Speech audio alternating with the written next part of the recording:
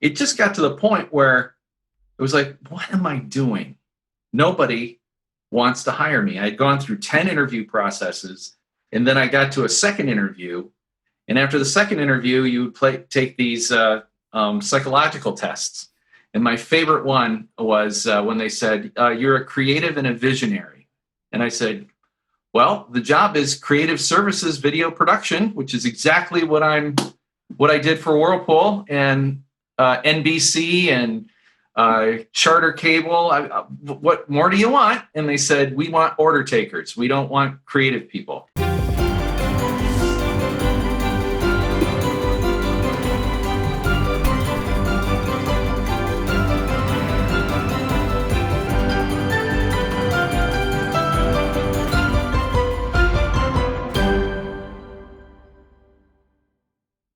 Hello and welcome to Year of the Pivot on the Beyond Networking podcast.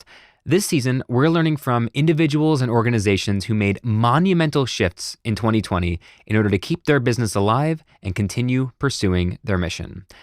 I'm your host, Brian Miller, and author, speaker, coach, and consultant on human connection. Today's featured pivoter is Stuart McDonald. Stuart is a rare bird. He's a magician, but really, he's a character actor who happens to be a magician. He's also won 1 billion prestigious awards in magic and fooled Penn Teller. You see, magicians, myself included, are typically just heightened versions of ourselves. But Stuart creates characters with backstories, wants, and needs, and he inhabits them fully. Why don't more magicians do it? Because it's really freaking hard. In March of 2020, Stuart was the very last person to step on stage at the famous Magic Castle in Hollywood before they shut their doors and the world went into lockdown. Unlike most pivoters this season, Stuart did not immediately turn to virtual in order to salvage his career. In fact, he hung up his magic act and started searching for a normal 9-to-5. But nearly a year later, Stuart is still a professional magician, delivering some of the most inventive virtual shows in the industry. How did he get here? This is his pivot story. Check the show notes for all the ways to connect with Stuart and maybe even catch a show yourself. Head to yearofthepivot.com for the Pivot Power newsletter, get notified when a new episode drops, the Pivot Pearl of the Week, and gain access to exclusive live streams, masterminds, and clubhouse get-togethers. And now I bring you Stuart McDonald. What are you working on right now? Like this week, what's on your mind? What are you doing? Well, I'm pulling together my Christmas show for Richard Preston.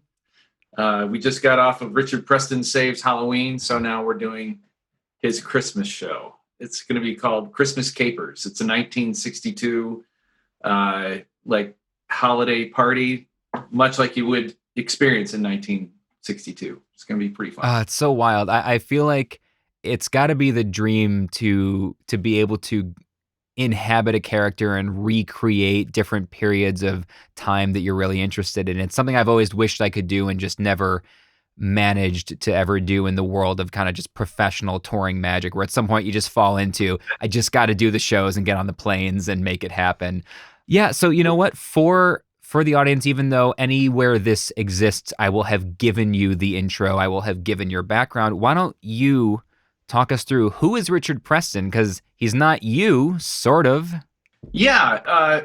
Well, everybody in the magic community knows me as Stuart McDonald, the guy who fooled Penn and Teller and won internationals, won the SAM and the IBM combined convention. And I don't rest on those laurels. To me, that's all ancient history.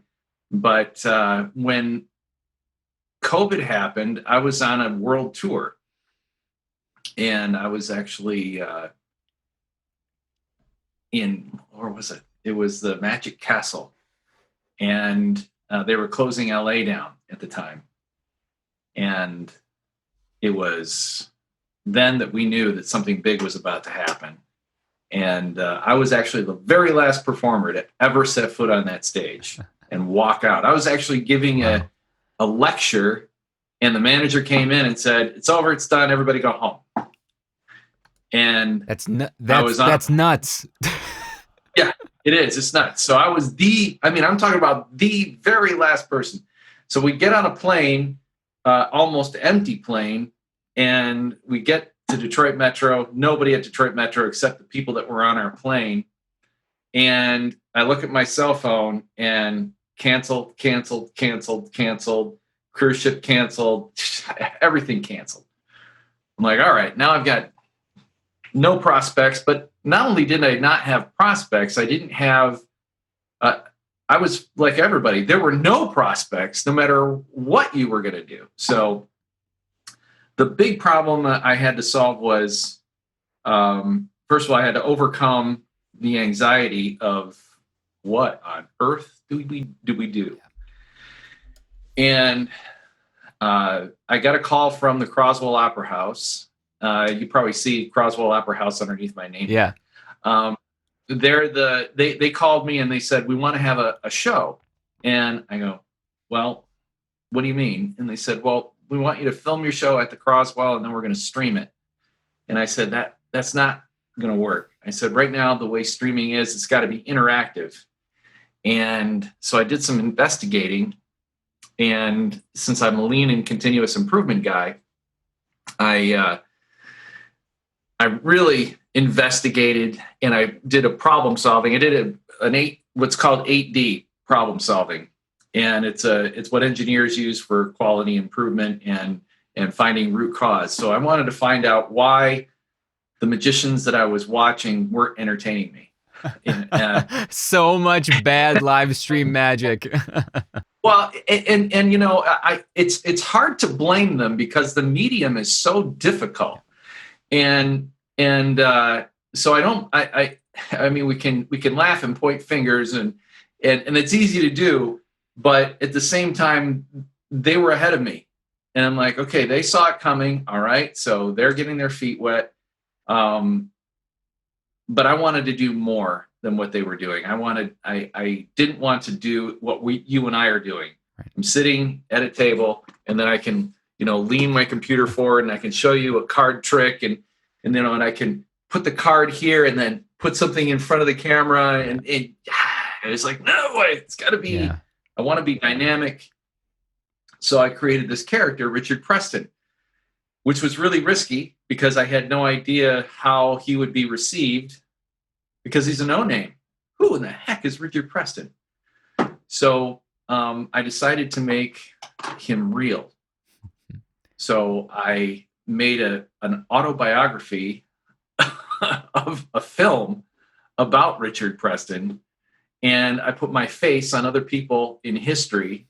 So I became like a Forrest Gump and inserted myself into very strong historical moments. And then I put those pictures into 8x10 frames and put them around the fireplace. And every time I looked at Richard Preston, I could swear I was there when that photograph was taken. I remember the moment that I put my name in the Grumman's Chinese Theater,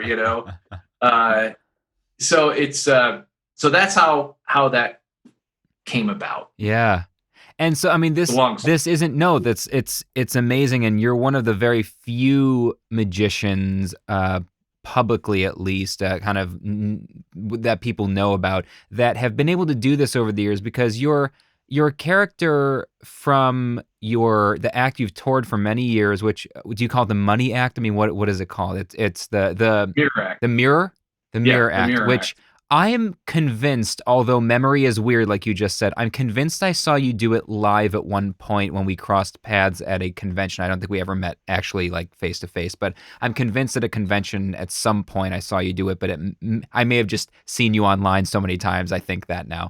But it's an extraordinary act, and anywhere this video, this audio is, wherever the description exists, there will be a link to a version of that, which I've shown, physically sat friends down in a pre-COVID world and be like, watch this, best magic you'll ever see. Because it's so wonderful. And you do you consider that a character?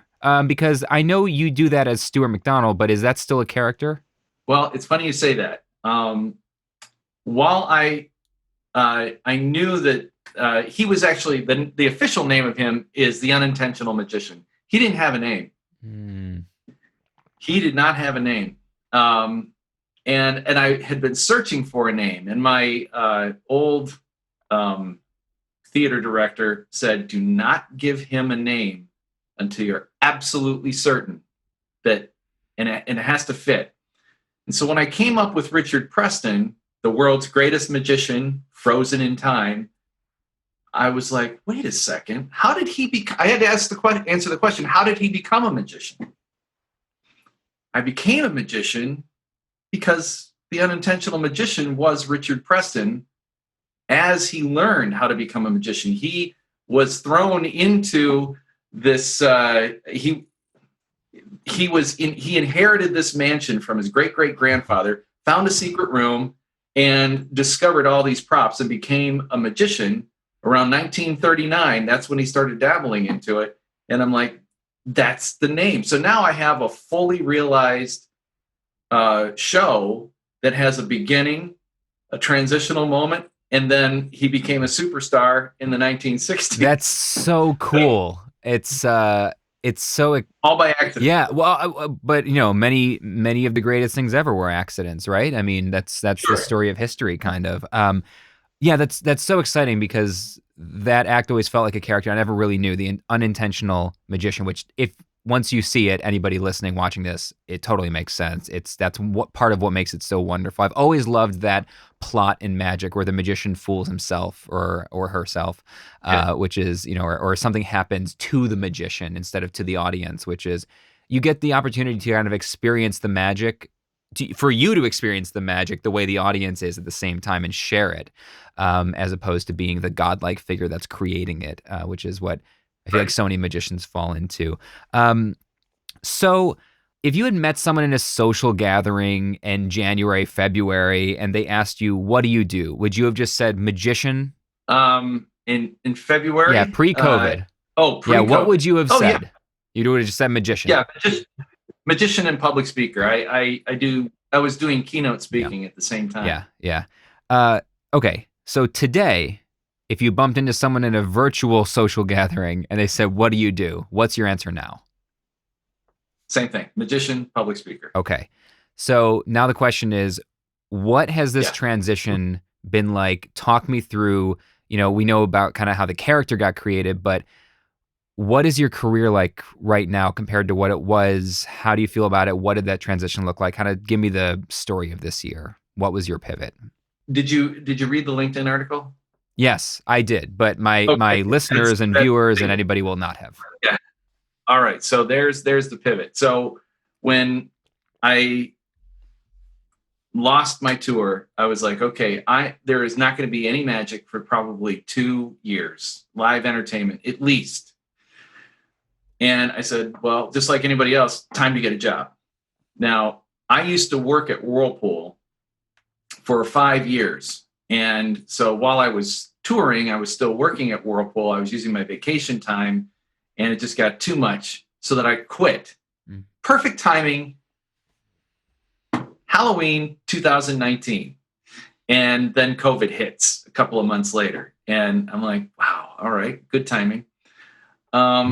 So I'm like, well, what do I fall back on? Well, I have all this experience with a major Fortune 200 company. I should be able to get a job. I should be able to. Yeah. So I start applying to jobs and applying and applying. And it was just a few days ago, I started adding up how many applications I had gone through. And it was over 700. Because every single day, between 7 and 10 applications a day, like clockwork, that was my job. Find a job. What I would do, I'd wake up in the morning and I would apply until about 1 or 2 o'clock in the afternoon, and then I would work on Richard Preston. That is up until a few days ago. That was my mantra, and then it just got to the point where it was like, what am I doing? Nobody wants to hire me. I had gone through 10 interview processes. And then I got to a second interview. And after the second interview, you would take these psychological tests. And my favorite one was when they said, you're a creative and a visionary. And I said, well, the job is creative services video production, which is exactly what I did for Whirlpool and NBC and charter cable.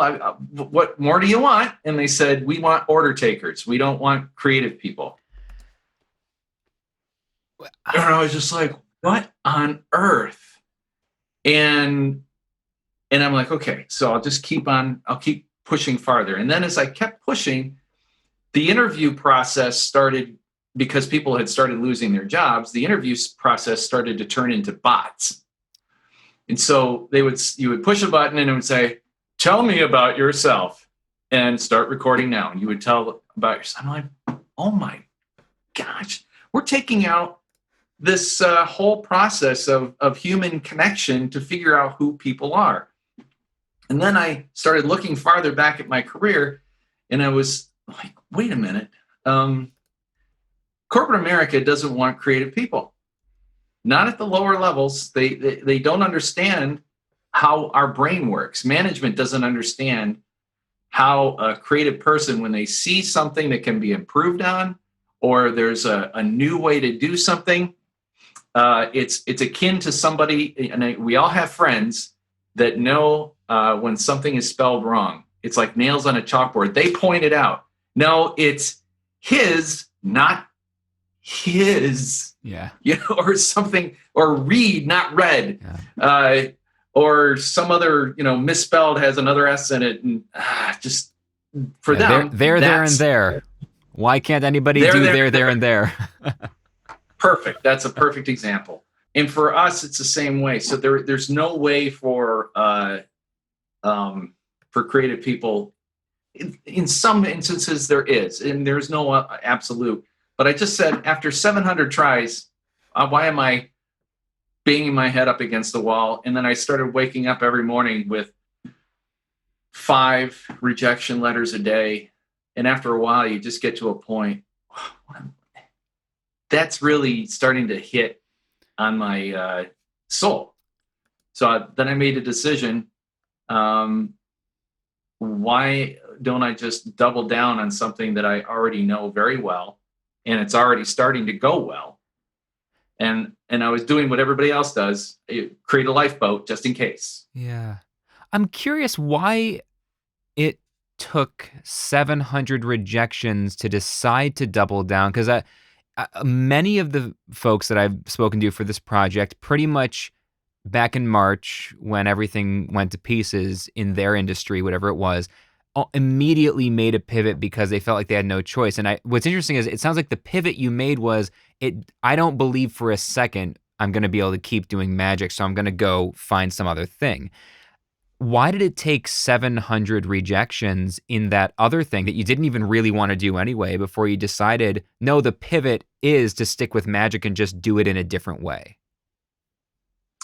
That's a great question, because I didn't have that opportunity thrown at me until April. Okay. So I was well underway, because I didn't even look at Zoom as an option. I was like some of these purist magicians that are like, no, I will never do that. That is awful. And I know so many magicians that are doing that. They're just like, no way. It's got to be a live audience or nothing. Yeah. And so I took that stance for a little while, and it was like, I'll just wait. But in the meantime, I got to put bread on the table. And when April came around, then my eyes were wide open, but they were still looking for a job because there's still no income yet. And then July started the first shows, and I'm like, we really didn't do well. There wasn't that many people. Yeah. And I figured, what's 4 hours a day looking for a job?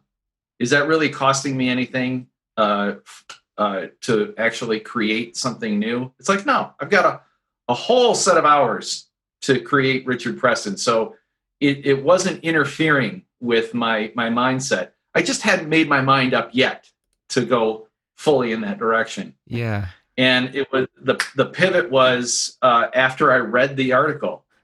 I read it like 20 times, and I'm like, there's something here I'm not getting.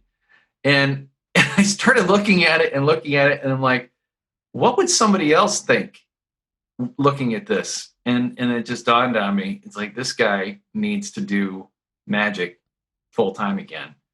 And that was my pivot moment, was actually being able to turn the article around like a mirror and say, the answer's in front of your face.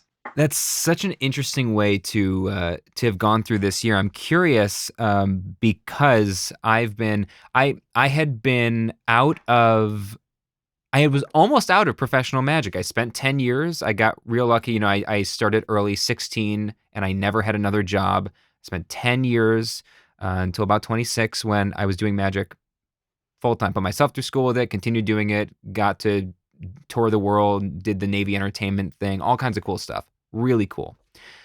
And then I got really lucky with my TEDx talk that went viral and launched me in the career as a speaker. And over the past 6 years since then, I slowly was moving out of professional magic. I was at the point where this year, it was the first year I was going to be basically 100% a speaker. Last year was like 80-20. I was still a little bit in magic. This was it. I was a speaker. And what's interesting is, I was ready to be out. I love magic, but I had done it. I really felt like I did it. I did the dream way early in life than I ever expected. I toured the world. I did the thing. And what happened to me is, even though my speaking career, that was an easy pivot because I immediately shifted. I mean, it was a panic, but it ended up being easy. I immediately shifted my speaking into virtual workshops and communication and all this stuff. No problem. My topic is human connection. It's always been my topic. I shifted it right into how do we do that virtually? Boom, no problem. Clients everywhere. But I started getting calls from former clients as a magician who would basically come out and say, we know you don't really do this as much anymore, but we also know you're good with the tech and stuff. Any chance you can do a virtual magic show for us? And when the first time someone said virtual magic show, it was like probably like March 20th or something. And I was like, what? You know, but at that point, like you, even though I was getting some of the speaking gigs already, I had no idea what the industry was going to look like. I had a baby on the way. I now have a 6-week-old infant in the house. I was like, I got no option. I can't say no to anything right now. Oh, you're willing to hand me a check? Yeah, of course I can do a virtual magic show for you. They said, how's next Tuesday? Sure. I said, great. And then I had like 5 days to go, what in the heck does a virtual magic show look like? And the first one was terrible. They loved it, but it was terrible. Right? Because for you, it was terrible. Right. It was just what you expect, which is I put up one camera and I tried to do the show I'd been doing since I was 16 in front of a camera. And one show it took me to go, if I'm going to keep doing that, that's not the way to do it. Right. And so I'm curious is that now I actually love doing virtual magic shows more than I loved doing in-person magic shows for the last few years, because I've found interesting ways to use the medium to my advantage and do things you couldn't do in person. Have you found a love or joy in the virtual space, or is it still for you just I'm going to do this until the world comes back and then I'm right back out there? Man, that's a really good question, because there's it's a complete mix. Like you, my first shows were terrible. And then I found a trick to get me, because I would be really depressed right before I would walk in front of the camera. And like, oh. Yeah. And as I watched the shows, my first shows, I would look at them and go, wow, I don't look like I'm ready to do a show. It looks like I just looked up from reading the newspaper. What? Why are you bothering me? And I said, I got to fix that. So I came up with a gag from the Three Stooges. And my character was frozen cryogenically and unthawed to help the world at a time when it needed it most. The original idea was for Richard Preston to be the first entertainer on the colony of Mars, 100 years from 1962. That was his mission. But governments got together and unthawed him. So I thought, well, what if I was just thrown out of the cryogenic chamber and just said, go? What would that look like?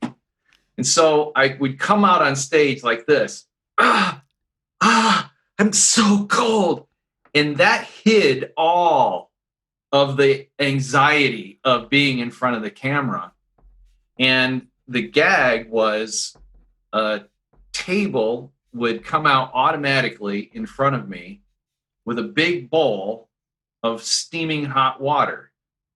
And the gag is nobody knows what's in the bowl. So I have a big sign that says hot water in front of it, just like the Three Stooges. And I put my hands in the bowl and steam just shoots up out of it. There's a little fogger inside of it. And I'm like, that feels so good. And there's no water in it. But for me, what that did is it gave me a reset. Yeah. They said, okay, this is a performance now. And that gag wasn't for you. That was for me. Mm. It's a strange concept, but it was for me. That's so interesting that I feel like when people talk about serving the audience or in customer service, in magic, in any field, right? Serving the audience in the loosest sense of the term, sometimes we forget that the most generous thing you can do is take care of yourself first, right? Is make sure that you're in the right mind, that is the best way to serve the audience. And you don't have to be just this like selfless martyr all the time. And that's actually a good way to burn out is doing that. Without realizing it, as you were talking about that, I realized I came up with something for myself to do the same thing, which the first 2-3 months of shows I wasn't doing. And I felt that awkward. Oh, we're on, that beginning of the show, like,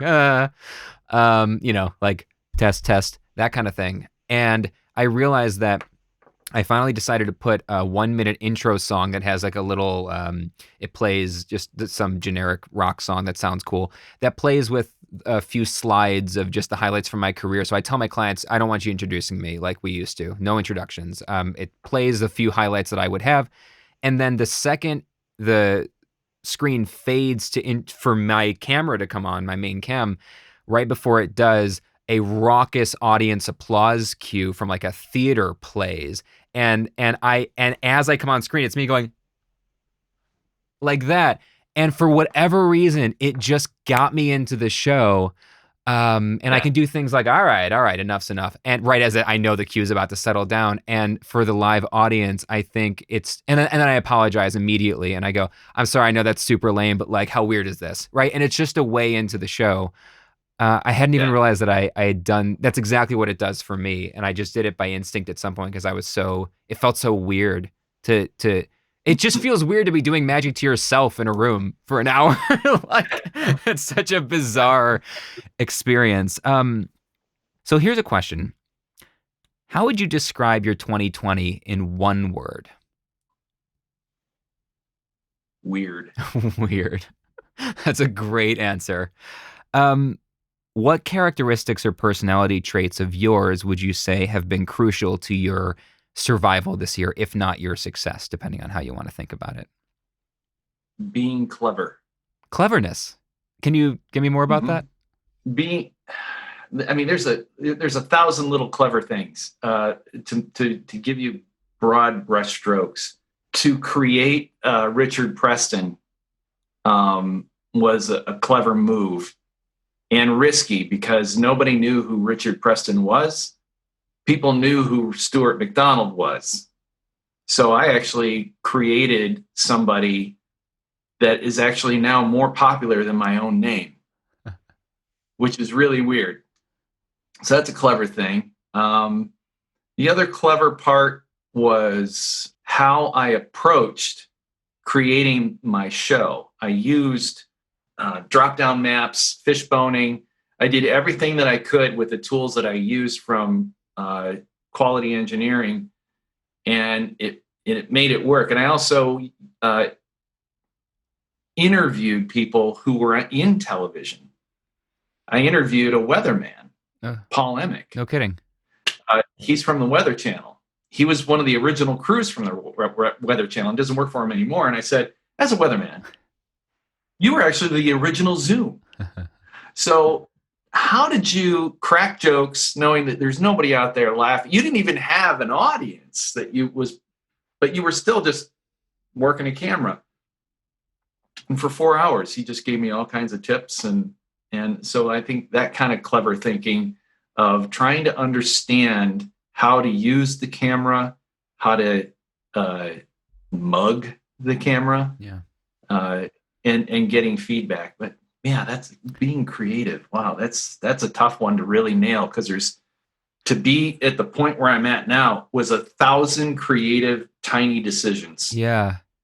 You know, what I want to drill into there just for a second, or at least highlight, is the fact that one of the things that you attributed as being clever, I just think is being smart, which is, and maybe we're using those terms in the same way, but you reached out and asked someone else for help, and I think smart people don't realize that they do that instinctively. I tell this story a lot. When I was in high school, my parents are both mathematicians. My dad's a PhD, my mom's a computer scientist. They're brilliant, and so I obviously became a magician. And when I was always good at math, but I never worked at it because I just kind of got the math genes. And I finally hit one class in high school where, for the first time ever, it didn't just come to me immediately without any practice. And I was having trouble with some math homework, and I asked I told my dad I'm having trouble with this math, and he said, "Well, have you gone in for extra help? Because all your teachers have this extra help hours." I said, "No, only dumb kids go for extra help." And he looked at me and he said, "No, only smart kids go for extra help."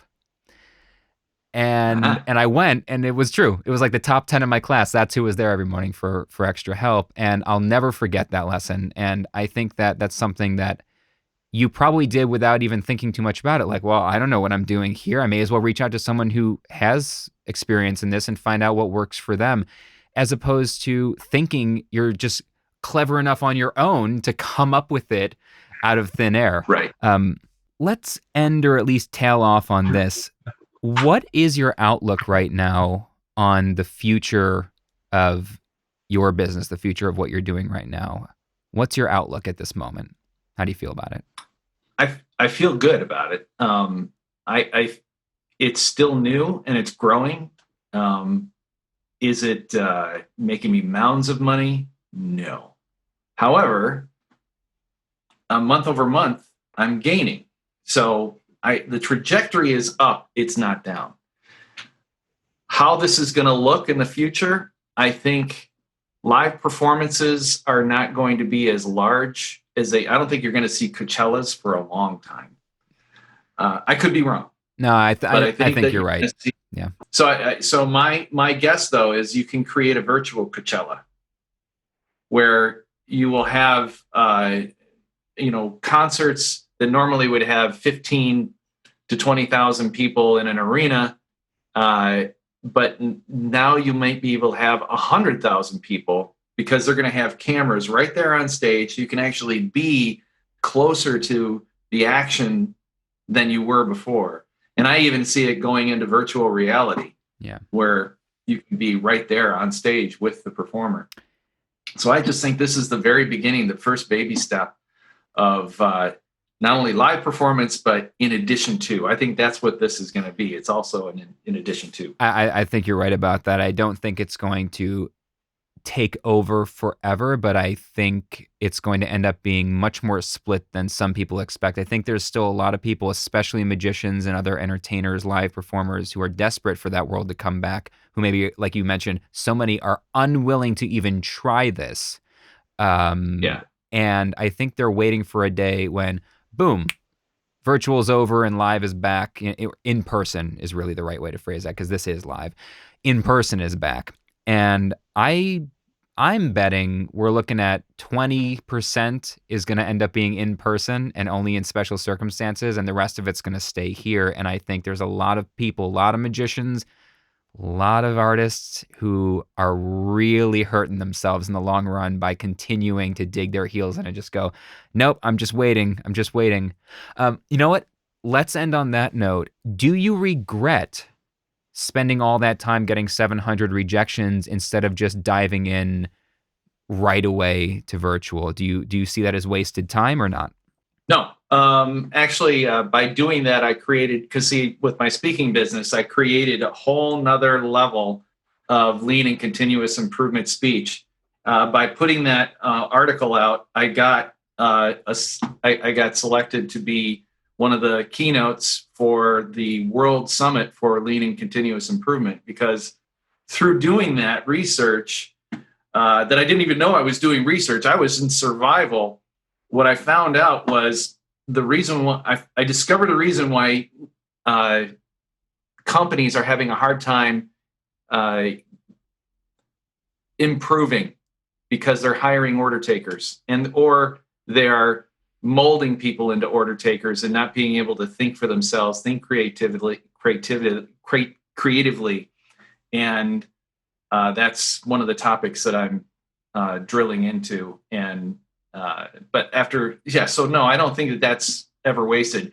And I always tell people this is, like, any action that you take, you are able to see a bigger picture, because more questions will be you will see more questions that need to be answered.